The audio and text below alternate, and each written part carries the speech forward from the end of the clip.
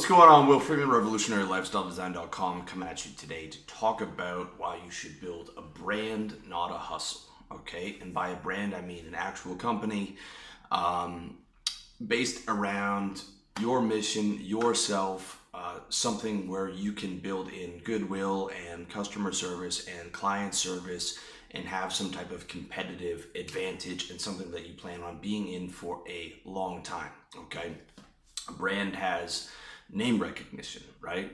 Coca-Cola, Pepsi, those are brands. You know exactly what I'm talking about when you say them. The same applies to the marketing industry, advertising agency, real estate, Keller Williams. I mean, you name it. Every industry will have its brand that people will know and instantly have an idea of what that is, and the goodwill that comes with it, and the trust that comes with it, and the authority that comes with it. My brand right now, RevolutionaryLifestyleDesign.com, is an authority site, and there would be no way to keep up with those article mills that have 10, 30, 100 new posts a day. But what you can do is you can build an authority site where people will trust you, and that way you can get the traffic and you can sell products and sell services around that, and can be very successful doing that. So this is different from a lot of guys into the FBA or the Kindle hustle. For most guys, I don't think FBA is the move. I have met one guy, my buddy Nick, who's making good money on it. You can check out the video on that.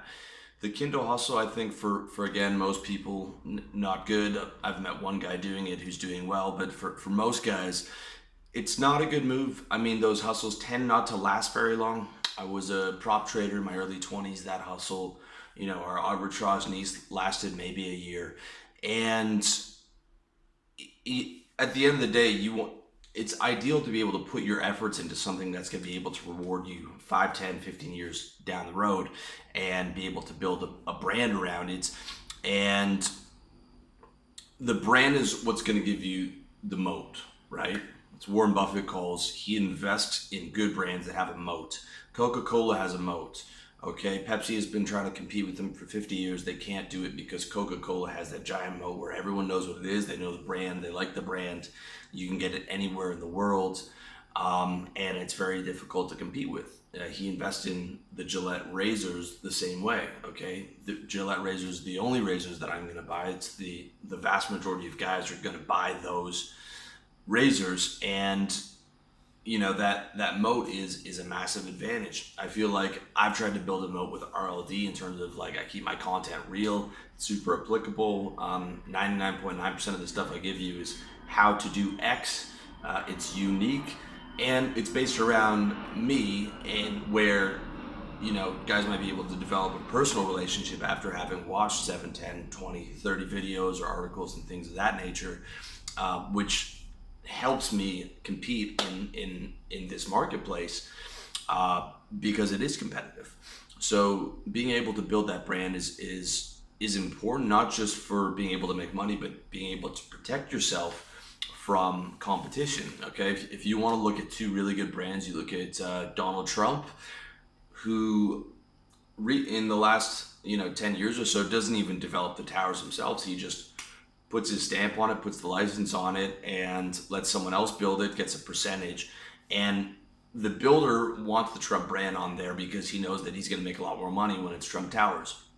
Same thing with the Virgin brand, Richard Branson's brand. I was reading his autobiography. He's been in, trains, planes, soda, Virgin Mobile, and the vast majority of his recent businesses, he's not even involved in the day-to-day. He'll get 20%. He'll put the deal together, and then he'll get 20% off of it for putting the Virgin brand on and putting the people together and smoothing out the government contracts and things of that nature. But that brand is worth an absolute fortune because people trust it and has that authority. And the other important thing is that the brand is bigger than any platform. It's fungible, right? I've spread RevolutionaryLifestyleDesign.com from my site to YouTube now, and I'm getting about the same views on YouTube as I am on my site. And this year I'll probably do a pay-for-play Facebook campaign. That's how you get big on Facebook, by the way. Probably do the same on Twitter. Being able to spread that brand to as many platforms as you can. So if one of those platforms loses steam, which one of them will 10 years from now, or you can't access that platform, whatever, you've got you're like an octopus. You've got your tentacles in as many different areas as possible, and your brand's bigger than that particular platform. For example, I'm going to be doing peak performance coaching in the next few months, which has been going to be coaching for high-end guys who have the income for it. And the thing about that is when you have products and services, when you have your name, it's like it doesn't matter what the platform is, you are going to be able to make a living anywhere, right?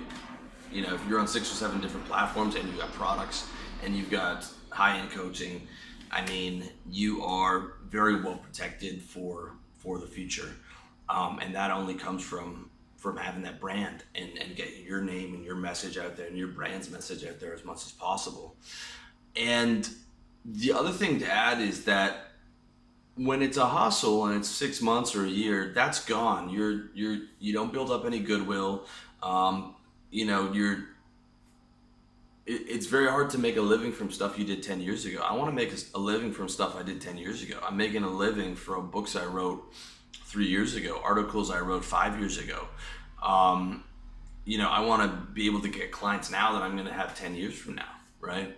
You want to be able to get clients that you have right now that could still be paying you 10 years from now, and compounding that interest and reinvesting it back into your business. And being able to work a lot less hard 10 years from now because of all the stuff that you've built up now. Whereas it's a hustle and it's like 6 months here, 1 month there. You never get that compound interest. You never get that, passive income, being able to reinvest. You never get those clients that you brought on, you did a bunch of hard work for 10 years ago. They're still paying you 10 years later, and a number of different things. And you don't get that moat, that competitive advantage. When you got an Amazon FBA store, anyone can just come around and slit your throat with the same product, tweak it slightly different, because you've got no brand protection there. You're out there in the open, and the majority of those guys, they're just like, they're finding the niche and then they're hoping someone doesn't find their niche and put them out of business by selling it cheaper or tweaking one little thing. The smart guys will be able to roll out of that drop shipping or that FBA into a brand, or there are some guys making 250, 300 grand a year off those hustles in a bunch of different stores, and I tip my hat to them.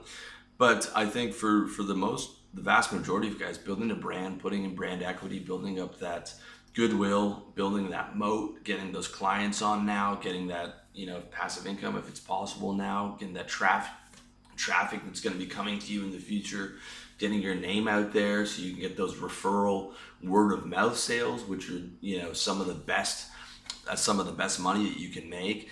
I mean, and also just being able to have that mission of like, this is what I'm doing with my life, as opposed to like, I'm doing this hustle, I'm doing that hustle.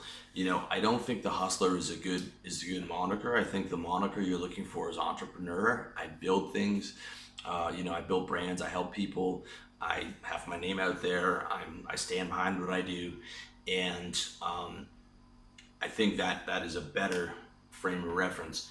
With that said, I'm not knocking the hustlers, dude. I knew, my man Brian was making, I think he made 100 grand a month on his AliExpress hustle. I don't know if he's still doing that, but I'm just talking on average, and that's something to be aware of. So I recommend build that brand, dude, and you do it right, you won't be disappointed. So that's all I got to say on that topic. Let me know what you think in the comment section, and as always, thanks for watching and thanks for listening.